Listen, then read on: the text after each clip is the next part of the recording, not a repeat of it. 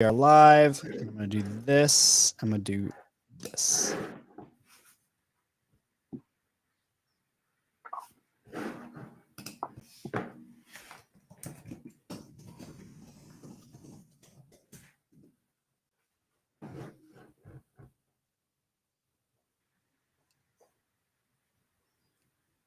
All right. So did y'all not hear that? No. Yes, Tim? it's not moving either. Yeah. I didn't hear that. Parshall didn't hear it either, right? No. All right, let's check this out. Ready?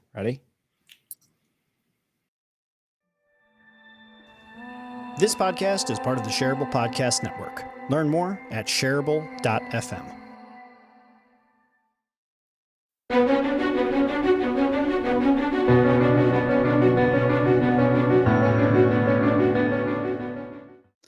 Okay, fine. So I got it working, but somehow we lost Tim. Uh-oh. What in the world?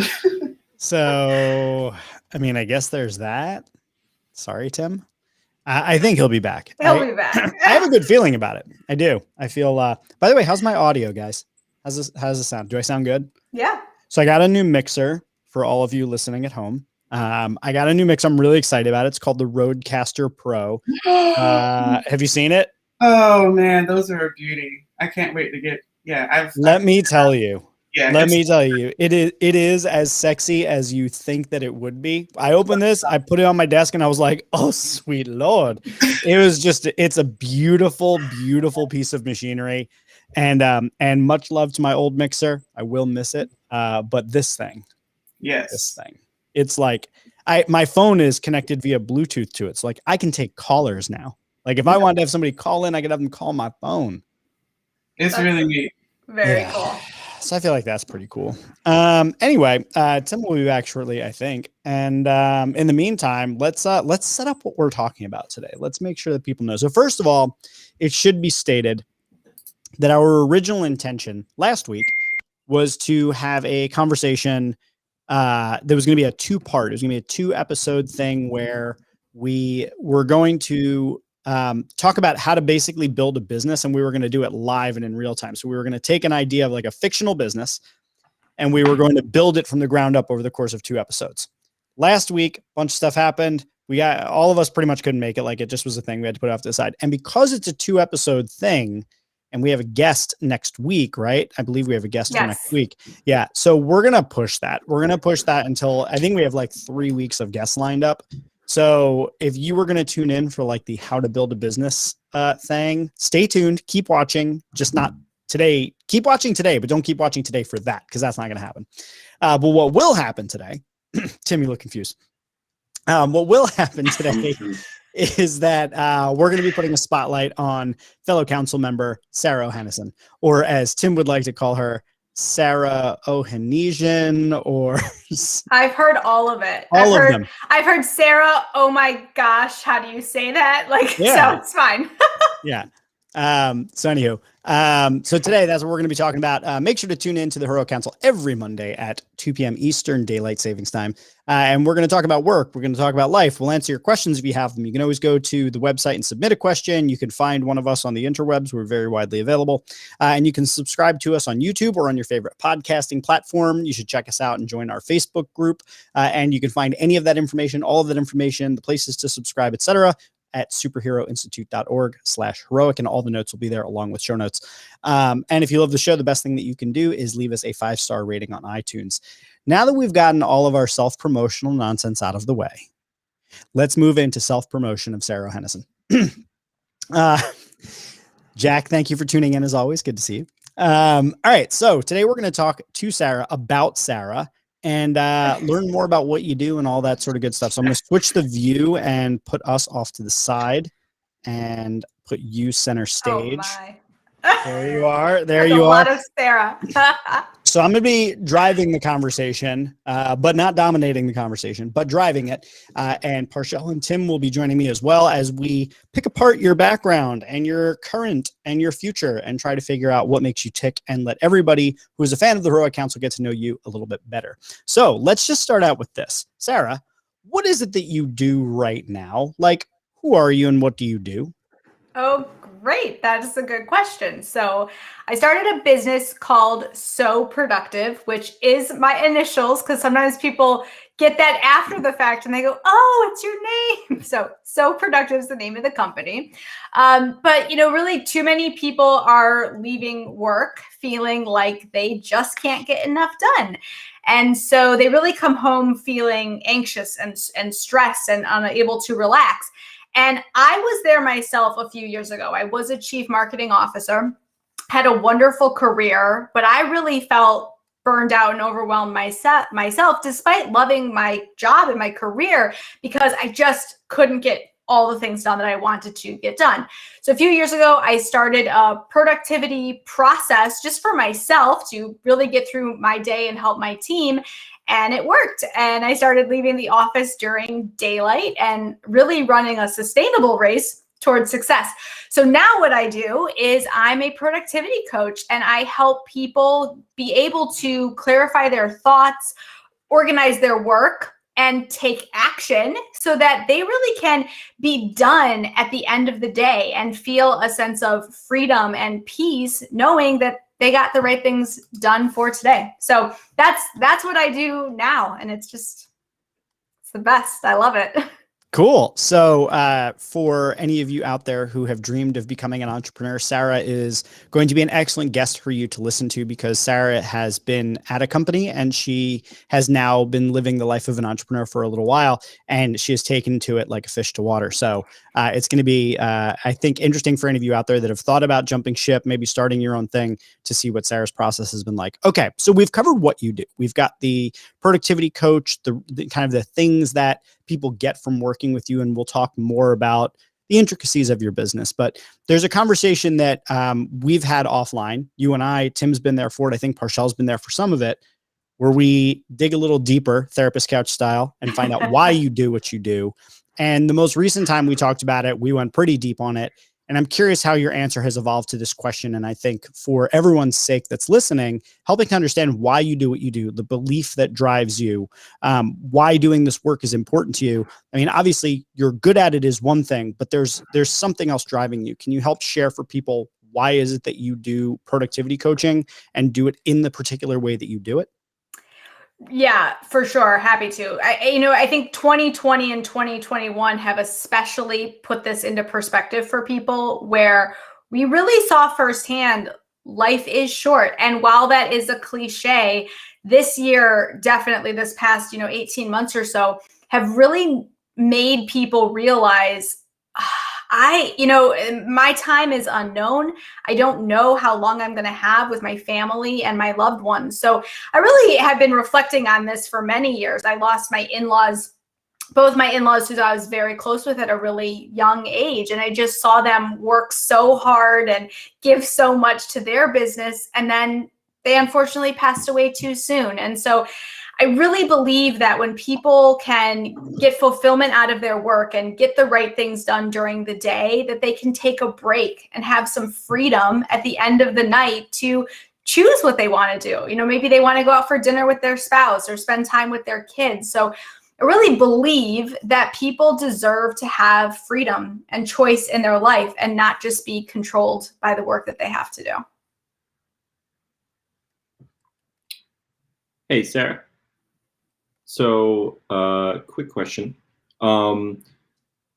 So you're running a productivity business, and you're also one of the most productive people that I know. And you just mentioned that something that you think your productivity business can benefit people with is that it gives them the freedom to live their lives. As somebody who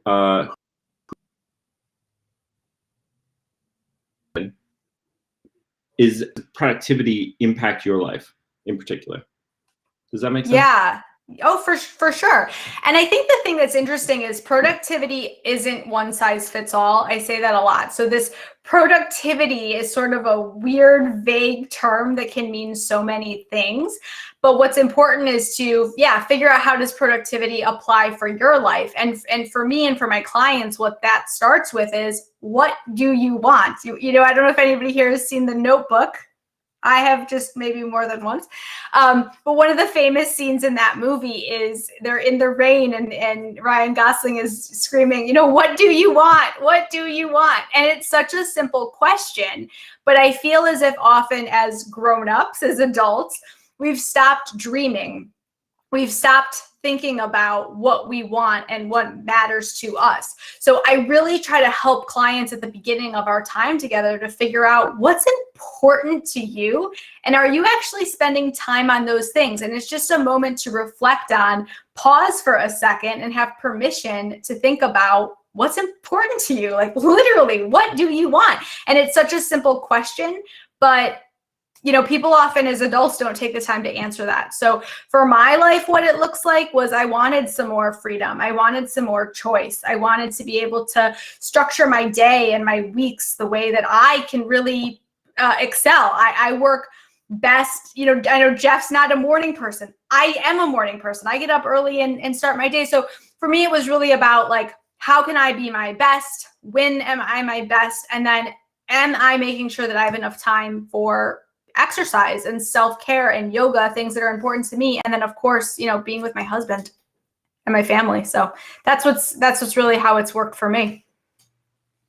So, because I love this journey and kind of understanding more of like why you do what you do. It's really powerful. So, my question is, what shifted in you, like along that journey of saying, you know what, I'm going to choose myself. I'm going to make a change from what I've been doing before, because ultimately you had to make a big change. So like what shifts in you had to happen in order to make that sort of space for yourself? Yeah, I can think of a few moments where things really sort of hit me in the face, right?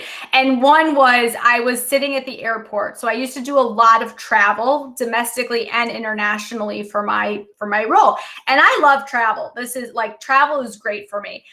But I was sitting at the airport and I'm at the bar, you know, just grabbing a bite to eat before. And the woman sitting next to me said, "Where are you going?"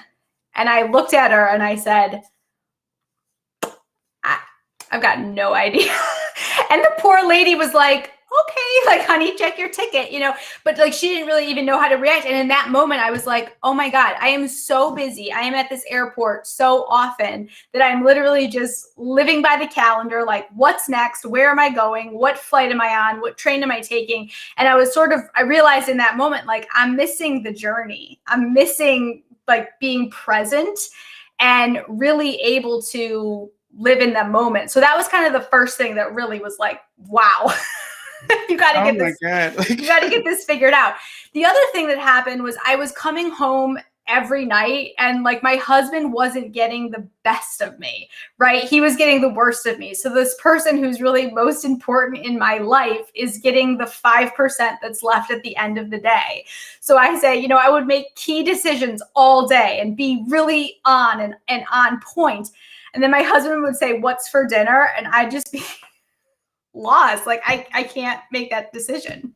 Wow. So I just, you know, I felt bad for him. And so those were just a couple things that really kind of came to light to me. And I said, you know, I want to do something different. The other major thing was I was listening to a lot of podcasts and reading books and learning more about this personal development, you know, genre of content that's out there available to us. And I just kept thinking like, I want to do what they're doing. I want that. That seems amazing. And at some point I just thought, well, why can't I do that? If they can do it, why can't I do it? I'm pretty smart. People like me. I've got a wonderful network of people that will support me. And at some point I just thought, I think I can do this. And so, you know, people like both of you, I have another wonderful Jenna, you know, there's been some people in my life who just said, yeah, you can do it. And that was almost a moment of giving me permission to do it. And I think that was something that I needed for sure, was that permission. But so yeah, there are a couple moments leading up to it. And then a few, you know, key people in my life that said, like, go for it. You can do this. Wow. And are you finding that the people that you work with also have varying, you know, degrees of circumstances that they also are being hit with? Like what you just mentioned, stories of like being in the airport and not even knowing what your next destination is. I couldn't even imagine. But what are you surprised to hear people's stories when they kind of describe where they're at? Yeah, I think also what's, especially in 2020 and now the beginning of 2021, what's happened is we're living in this pandemic time where people are still working from home so much. And what I've seen in that time is there are really no boundaries between work and home. So I have a lot of clients who come to me and they just don't know when to stop. They just don't know when work should end. They don't know when it's good enough, when that project can be done. When is it good enough? So yeah, I think a lot of people struggle with this, especially the people who are perfectionists, who are type A, who are people pleasers, which are a lot of my clients. That's me also. So I can really relate to people who feel that way. I want to piggyback on one of the things that Parshell just asked about with the mindset. And I'm curious, and I alluded to this earlier, that you've kind of lived now in both sides of the employment spectrum of having somebody who employs you and now employing yourself. I'm curious, since for me that I've never been able to exist in both. I've only ever been able to really truly exist in one. I'm like the worst employee in the world, and I'm just generally a horrible person inside and out while I'm working for somebody else. So for me, the distinction is very, very clear. I'm really curious, what do you see as the difference between the mindset, the drive and motivation, just the lifestyle differences of being employed versus being self-employed? Like, what are some of those key differences specifically as you've moved from employment to self-employment? Like, what have you noticed that you think maybe other people should know about? Yeah. And it's so different. But if you're the kind of employee that is motivated and was sort of treating the business like they owned it, like you had an owner mindset, which I like to think that I did. I didn't have the risk, but I did have that mindset. I think that that's someone who can really excel as being an entrepreneur. Jeff, you called me many years ago at this point an intrapreneur. Someone who is at the company, but driving things forward, making moves, making decisions, can never sit still with the status quo, someone who's always looking to make improvements. And I really recognize that in myself. So I feel as if once I knew I was thinking about going on my own, 2-3 years ago or so, I really started to use that time to explore and learn as much as I could about running a business, really, as someone else was paying me to do it and helping that business. And I tried to learn just as many skills as I possibly could. And that really set me up for success being an entrepreneur. So I think while you're still working, it's about finding those opportunities, putting yourself out there, meeting as many people as you can, just learning all the time. And then when you're ready to go on your own, you're going to have the skill set to do it. So just to follow up on that real quick, and I actually want to involve the other council members slightly on this, but in moving to being an entrepreneur, what have you found are some of the most important skills that you think people should prepare themselves for? And then after you're done answering, I would just like sort of like a one-word answer from the rest of the council members on, if you agree with Sarah or if there's something else you want to add to it in addition to it. But like, what are those skills that you're like, wow, I didn't realize how important that would be? I'd imagine productivity is one for you that you're like, well, obviously, but what else would you say are those skills people really need to think about? Well, yeah, the couple things that are obviously in the productivity realm, which thankfully I am good at. Time management, setting priorities, figuring out how much time something's going to take and giving myself the resources and the space to get those things done. The other thing that also I feel grateful that I'm good at is discipline. There are days where you're not going to feel it, and there's days you're going to really feel it, and you could put in a 16-hour, day without any breaks. So I think as an entrepreneur, it's really about putting boundaries and balances in place for yourself, because no one else is going to say to you, the building closes at 6, you have to leave your desk, the lights are going to get turned off. It's really about figuring out, when am I going to be working? When am I going to be serving people? When is it good enough? Like, when is it time to push that lead gen tool out the door and not, pour over it for 3 more weeks trying to make it perfect. So I am the only one that can really define that for myself. And so I think that that's a really big change, you know. And the other thing is you're fully responsible. Like I cannot say, oh, well, you know, that's Jeff's fault. Like he made me do it. No, it's me. I'm responsible for my actions and for my business. And so I think that's a really cool and empowering opportunity, but that can also be, you know, stressful, and that's not right for everybody, honestly. So I think before you dive into entrepreneurship, just evaluate that. How much risk are you willing to take? Early when I was starting, a few people told me, give yourself enough of a runway. And that was really good advice, because I think in the first 2-3 months, it's very easy to say, well, you know, I didn't replace my income, or I'm not getting enough clients. This business is slow. It takes a while. And so, you know, set yourself up financially, emotionally, you know, do what you need to do, but like, don't give up too soon. I think Seth Godin writes a book about that, and how many people give up like the moment before or something's about to happen. So figure out what your runway is. Yeah. Yeah. I think it's the dip that you're talking about. Yeah. So figure out that runway and go from there. Parshell, what would you say, skills that you think people jumping into entrepreneurship need to be prepared to learn and execute on, you know, quickly and importantly? The thing that came to mind was technical skills, because I mean, really just being efficient with, even when you get on the computer, not sitting there, not knowing what to do or where to click next, like that can suck up productivity and time. So I think like also kind of getting abreast to, you know, some solid programs that are going to make, you know, kind of all of your technical needs when you get on the computer easier. Like, for example, understanding Google Drive, like that's a great platform, for example, that allows you to do so many things in one, from like doing documents to spreadsheets and all of that, slides, presentations. Like that's just one thing. Some people aren't familiar with it, and I'm like, really? But things like that I think are useful going into entrepreneurship, is like kind of finding your own tools and being open to learning the tools is big. Tim? I would say resiliency is probably like, for me, it's like the biggest thing. I mean, I agree with everything that Sarah and Parshell said. Specifically, I just know like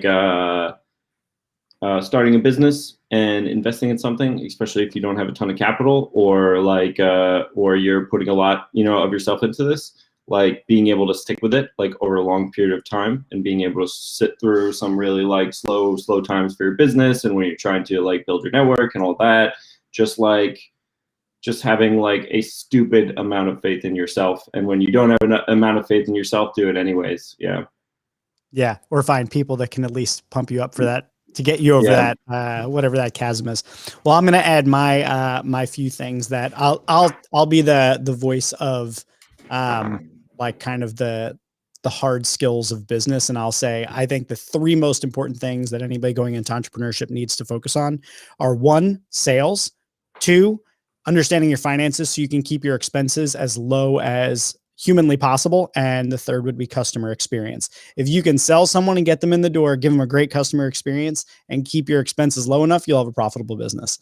So those are kind of my 3 things that I would encourage people. I know it's something that all of these things that we've talked about are all things that we've all discussed before in various different contexts. And I think the underlying mindset of resiliency and discipline, I think without those 2 things, even the advice that I just gave about sales and keeping your expenses low and customer experience are irrelevant, because you need to be disciplined and resilient to be able to even get up each day to do what you need to do those things.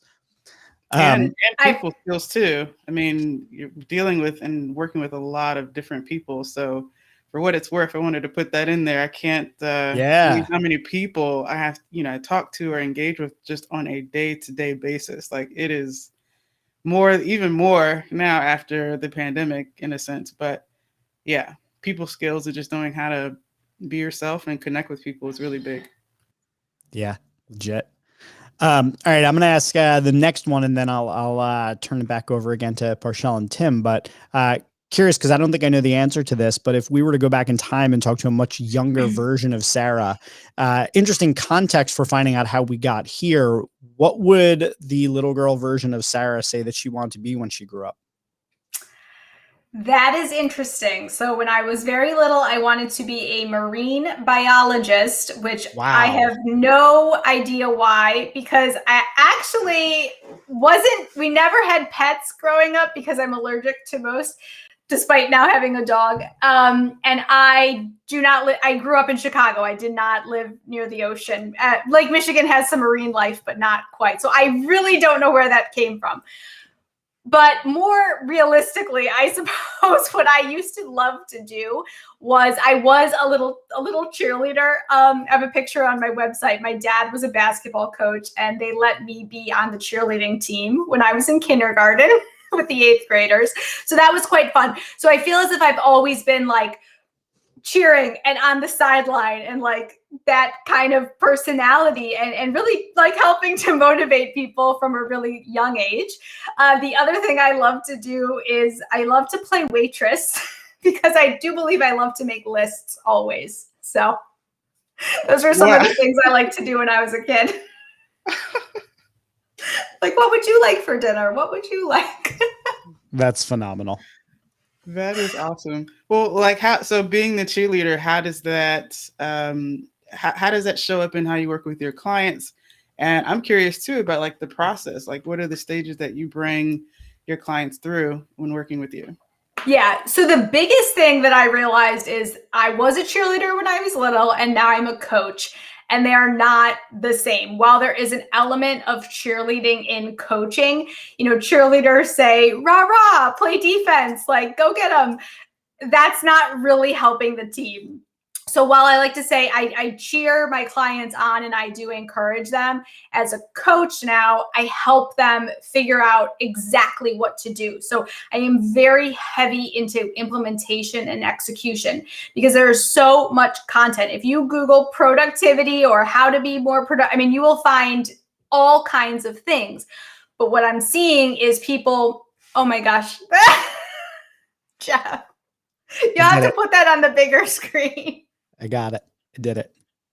There it is. Oh, that's really funny. There she is. She really was a cheerleader. Was. Did it that quickly. All right. Sorry about that. I interrupted your train of thought, but I had to put it up there. Oh, that's great. How did you get that photo? Did you find that online? I found it on. She said it was on her website. I was like, I'm going to get that. I'm going to get it right now.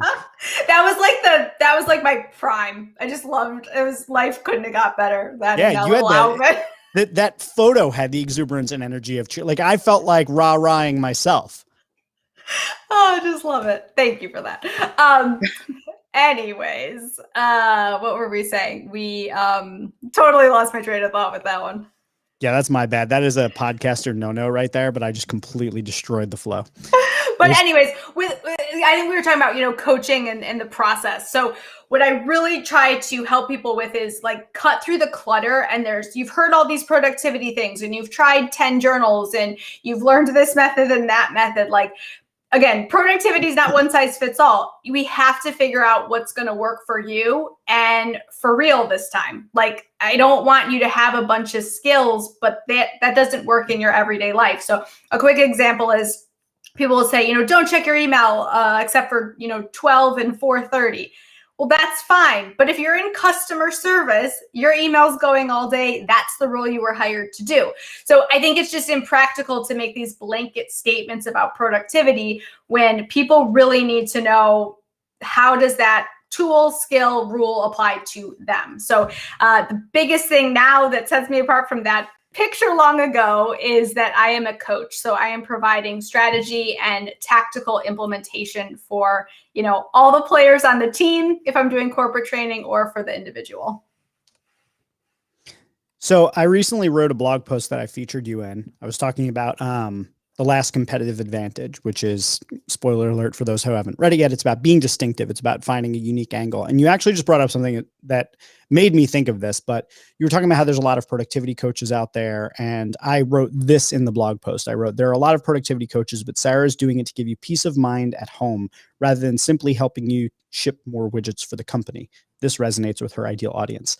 So my question for you is, you were planning this move of working for yourself for a while, and you came out and you thought, I have this productivity business, I've got my own methodology, et cetera, et cetera.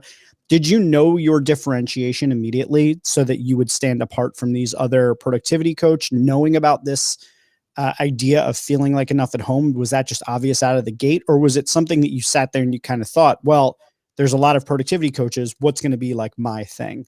And I realize I actually don't know the answer to that. And I wrote this post about that, and we've talked about your brand and your belief and your purpose and all that stuff. And I actually don't know the answer to that, how quickly that came on the heels of you starting the business.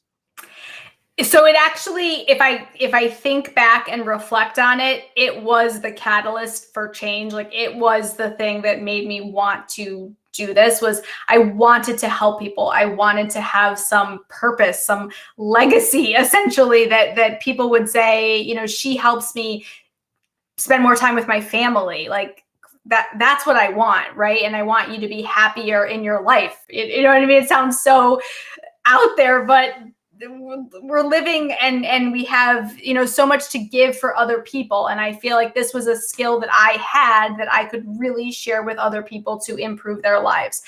So I definitely thought about it from the beginning, that it was something that was driving me. I think putting it into words and knowing that that was my driver was something, you know, Jeff and Tim, actually, you guys helped me sort of realize that that was a driver. Like, it was in there this whole time, but I didn't really realize it, if that makes sense. Yeah. So it was kind of in the background, but not necessarily clarified. Got it. Mm-hmm. So right now, then, who are you working with? Who's your best, who's your ideal client right now? Yeah, that's a great question. So I'm working with a lot of individual people. So people who are finding me on their own. They are feeling overwhelmed, burned out, stressed, not sure what to work on next. They have so much to do and no time to do it. They know they want a change, but they just don't know how to get there. So people often, I say, if you have a growth mindset, if you want to make a change, that is a great person to work with me. But as far as what businesses they're in, I have worked with business owner. I have worked with people in a small business. I have worked with people in a corporate environment who work on a large team. So it's not one particular niche, but the thing that I keep seeing is how they're feeling. So what their career is or what industry they're in doesn't necessarily matter, but it's how they're feeling. That stressed, overwhelmed, burned out feeling is where I can really help people. On the other side of that, I'm doing a lot of corporate training right now. So people have obviously transitioned, you know, to working from home, now starting to transition to working back in an office. The rules of work have all changed. So I'm actually helping a lot of teams through that right now. So on that side of things, I work with a lot of HR professionals. I just got asked to speak at an HR conference in August. So I'll be doing that. So the corporate training thing has been really interesting as well.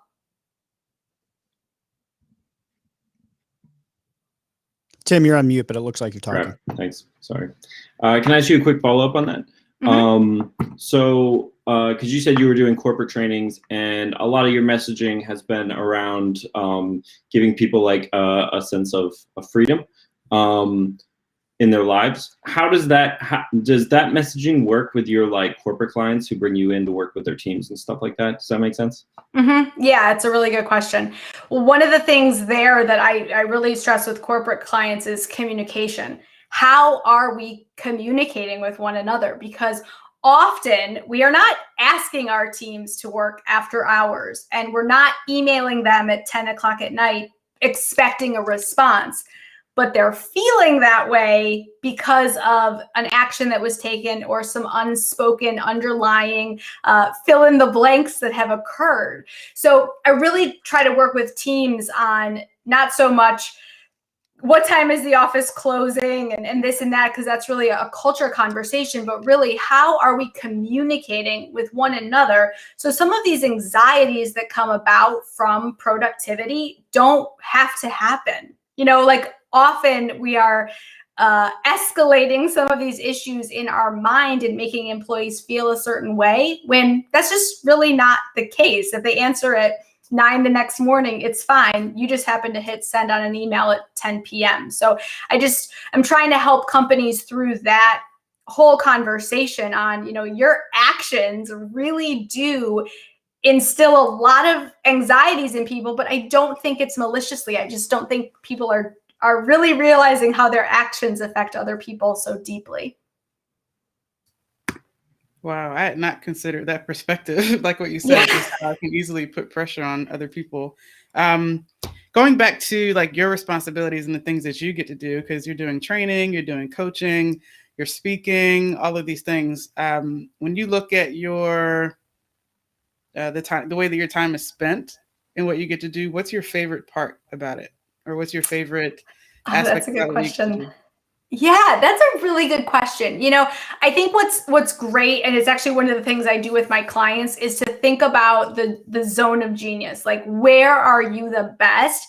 And being honest about what lights you on fire. I mean, I have to say, if I have a Zoom with like 100+ people on it, and people are participating and asking good questions, and like we're getting chat participation and answering polls, like it just lights me up. I get such an energy from that. So and it's a totally different energy than the coaching client that's a longer term development, and I really see a transformation with them over a longer period of time versus like that quick hit in a 2-hour corporate training. So I guess I'm getting it from different angles, which is also quite cool. I think it's cool in a business that, yes, I'm a productivity coach, but that can look like so many different things. So for people who are listening, I think the way that you can think about that for yourself is what lights you up. If standing in front of a room and speaking terrifies you, then don't go the speaker route, and being honest about that. You can be a coach and never be a speaker. I'm a coach who loves to speak, so I wanted to incorporate that. But yeah, it's just paying attention to, what you really like. I love that. One other question is like, who do you learn from? Who do you really love to kind of gain wisdom from that fuels you to do more of what you're doing? That's really good. I listen to a lot of podcasts, and I try to be diverse in the podcasts that I listen to. I love Adam Grant's podcast. He's a professor at Wharton. He's awesome.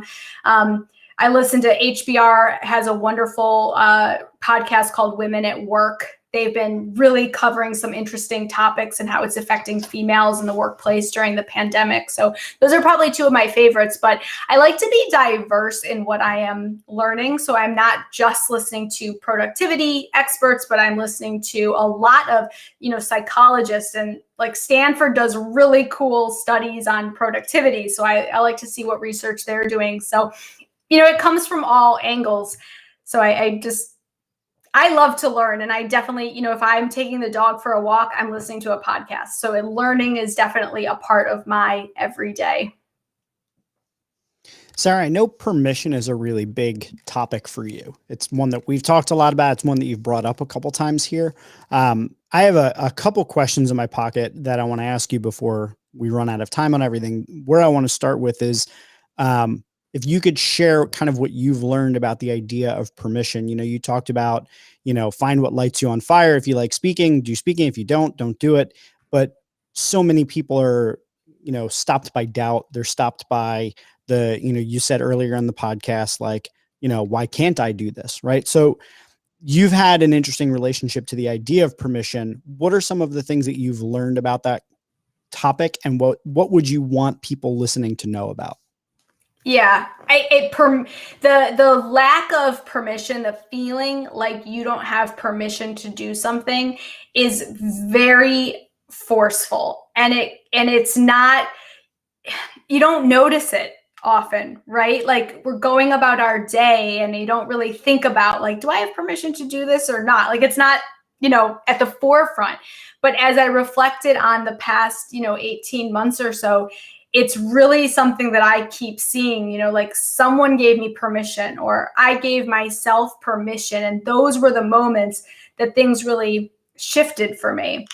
And for me, it's like permission to believe in yourself, permission to know that you're good enough, you're capable enough.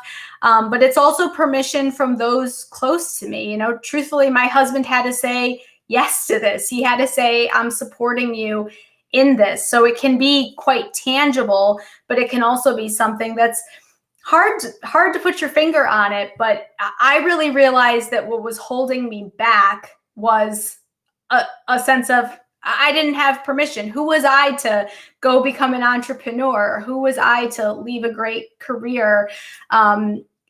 Who was I to do these things, right? That's how I really did feel before. And that comes from a career of being, I was a young executive. Like I had a seat at that leadership table at a very young age. And I always felt like, do I deserve to be here? I was the only woman on the leadership team. Do I deserve to be here? So there was always these kind of doubts I had throughout my career.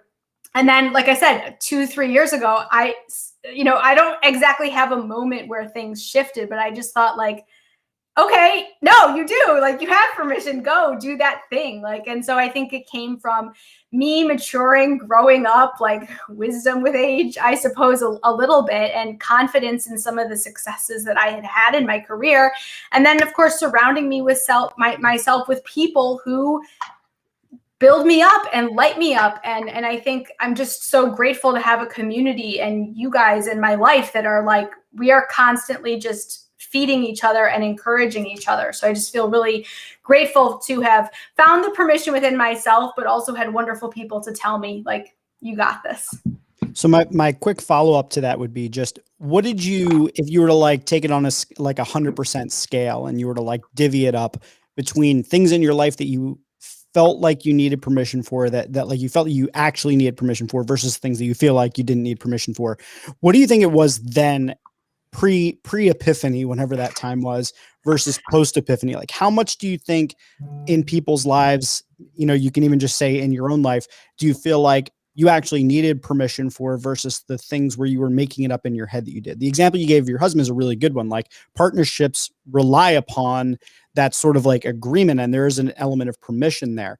But there's probably a handful of other examples you can give where it was just all you needed to do was say so. So what do you think the percentage kind of shift was from the pre-epiphany to post-epiphany? Oh gosh, it's probably 80-20, one way, and then it switched to 20-80 in all honesty. But yeah, I think so often we think we need permission to do something and we really don't. The other person doesn't even know they're supposed to give it to us, right? It's like, can I ask the next question on the podcast? It's like, of course you can. Go ahead, ask it. And Jeff's not in charge of who has the next question. If Parshell wants to ask it, she can. Whoa, let's slow down there. I'm totally in charge. Come on now. Always. But I think we put some of those things on as just a simple example. Like, is Jeff in charge of this meeting? Is he in charge of this podcast? Should I speak up? Should I say something? These are kind of moments where we're always, it's essentially a status thing. Do I have the status to be in this position? Do I have the status to speak my voice at the meeting? Do I have the ability to say, I don't agree with that? So I think we're always sort of fighting this permission at different levels throughout our career and our personal lives as well. So, it definitely shifted. And I think some of this really does come with age and experience. I think it's hard when you're a young female, especially, to really feel this in the business world. And I was given a lot of opportunity at a young age, and I feel grateful that I took it and ran with it. But I didn't have the confidence when I was 23 that I did at 33 that I probably will at 43. So for the public record, you all have permission, and for the public record, you never needed my permission. So just for the public record, I'm glad we squashed that hierarchy, Jeff. Yeah. Now, but Tim, we put that on us so much. Tim, be sure to ask permission for your next question, though. I see it happen with parents. I see it happen with older siblings. This can happen in so many ways where it's like, why do you have to ask your older sibling if you can do something like it? But that's just the way you grew up. So it's interesting. But I think it's interesting too. You're saying like after you get to a certain age, it's like, you kind of start to just wake up a little bit and say, you know what, I actually can do this. Nothing is really in my way. I was telling a group of friends of mine, we're kind of at the same age. And I realized I started wearing like this fanny pack thing, to which when I was younger, I used to think like, dude, that person is whack who's wearing this like fanny pack or whatever. Like I would never wear anything like that. And I'm finding myself just, kind of doing these like weird things that are, just new. And I think some of it is, yes, permission to wear a fanny pack whenever I feel like it or whatever. But it's just something that I think kind of clicks on as you get older. And I think instead of saying we're getting old, I told my people, I'm like, we're just maturing. That's what's happening here. We're maturing, and it's just part of that process, right? Even if that means you're putting on sandals, those older. Anyway, it was a thing back in the day. People just wore and just did weird things. Seemed like whack, but now I'm doing whack things, and I feel very good about it. But I think that's about like your confidence level too. Yeah. And I think with every experience and person you meet, like your confidence goes up a little bit, honestly. And at some point you're like, I don't care if they don't like my fanny pack. It's fine. I'm owning it. Like fashion is about wearing it with confidence. Exactly. But I think it has to be something that just kind of clicks after a while, which I think, ties in with what you're saying. That eventually start to just realize I can give myself permission to do this or to feel or be a certain way. Mm. As someone who wears superhero shirts every day, I dig this conversation so hard. I gave myself permission a little while ago to do that, and it's been great. It's been really just dynamite. Well, Sarah, let me ask you some questions that I think coming out of this, there's kind of two angles. I want to talk a little bit about company culture with you and your recommendations. So two pieces. One, I think the permission piece being one of it, how organizations can create cultures where people understand that they have the permission to make positive impact. But my original place I wanted to go with it was talking about the cultural changes that companies listening right now could make today that would make your job a lot easier and would make for more productive cultures. So let's start there. And if you want to touch on the permission thing, you can, but I'm really curious about, what are the, you said you were talking earlier about like the email at nights and weekends, right? And the expectations that might set. What are some things that you've seen in your experience that are sort of pervasive across the work culture that if you could wave your magic wand and change it, it would make your life a lot easier to go and do the work that, and make the impact that you want to? Yeah. So I'll answer the permission thing really, really, really quickly, but permission can be as simple as in the meeting saying to the intern, I want you to participate. I want your opinion. It matters to me. So again, I don't think permission is saying, oh, go waltz into the CEO's office and say whatever you want, but it's about encouraging people in appropriate moments to participate. Like now's your chance to share that thing you've been working on. So I think if you're a manager, encourage those that you work with to really let them know when it's their opportunity to have permission and participate. So quick answer there. Your other question. Okay, so my big thing is clarify. So my COAT productivity system starts with C, and the C is for clarify. Because if I see something more than anything else, it is vague misinformation, and that wastes so much time, effort, and energy, like across organizations. And so I really feel that if companies can get their direction, they can get on course, they can tell people clearly the steps that we are going to take to get here. And that means, what is it? Why are we doing it? When is it due? Who is working on it? These are simple things, really, but they get missed so often. So getting more clarity, giving people on your team more clear instruction and purpose for their work is really like that. If we could do a better job with that across company cultures, we would really succeed quite quickly. It would take you down to oat. You would just be doing it would be oat, which I love, like oats. I love oatmeal, oat milk. So if I can get to just oat, I really will have accomplished. You could be sponsored on Instagram too. Yeah. Think about that. Right now you should be getting coat offers, but soon oat offers. Yes. Yeah. If everybody listening would just do that, that would be great. Oh man. All right. So last round of questions, and then we'll start to wrap up this amazing conversation. My question was going to be really, where do you see So Productive in 5 years? Like if you were to look down the road, what's your vision? Yeah, I love that. So, well, one of my visions is to work with Parshell and create a wonderful digital course, because I do feel that there are some people who can take a course, learn, and execute fully on their own. And I think creating a digital course would really help me reach just, a ton of people. And right now I can only work with so many clients at a time, but that would be a cool way to really get the coat, possibly oat message out to more people at one time. So that would be a 5-year ideal for sure. Sarah, if I wanted to work with you, how would I go about doing that? Oh, that's a wonderful question, Tim. So so-productive.com is my website. And I really recommend that people book a discovery call. And that goes for working with me or any coach, because working with a coach is a very personal experience. And so if we talk for a few minutes and, you just hit it off with me and you like the energy, you like the vibe, then we should work together. And that goes for me too. If we get on a call and you're sort of down and you're feeling like you're not going to do the work, because this is work. This isn't like, after one session, everything's cured. This is, I'm working for you and you're doing the work with me. I think it's really important that that's a two-way street, that we connect. So working with a coach is so personal. So definitely book a discovery call with me.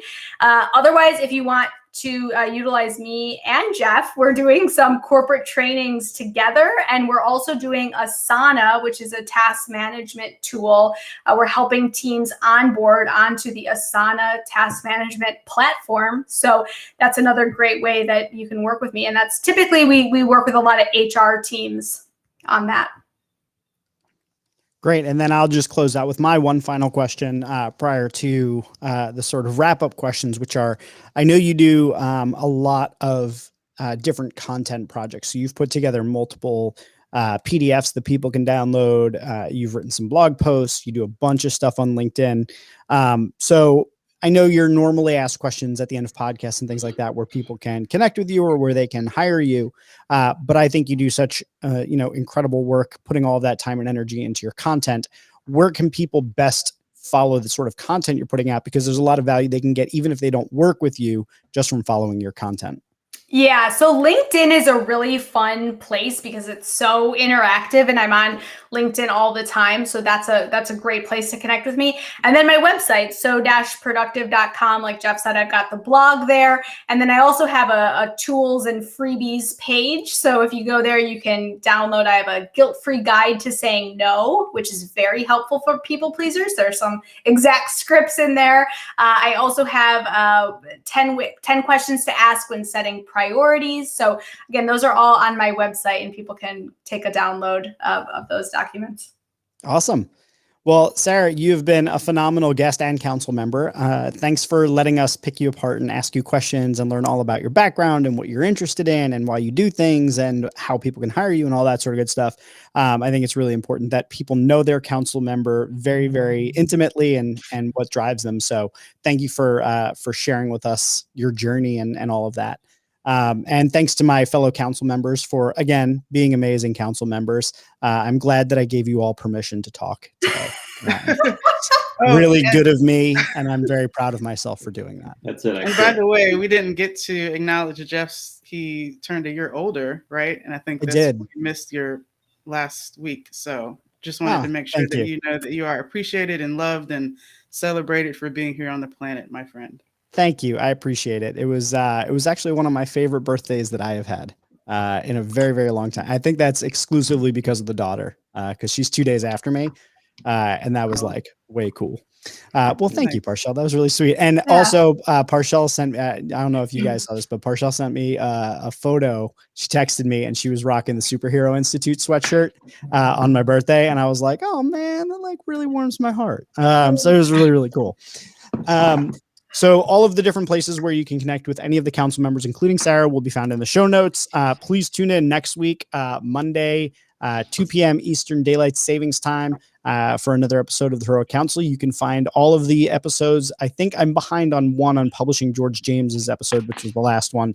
And I'm going to get that one up and this one up in short order. But you can always subscribe to us on your favorite podcasting platform. You can watch these live or after the fact on YouTube. And as always, you can go to superheroinstitute.org/heroic to find everything that you need.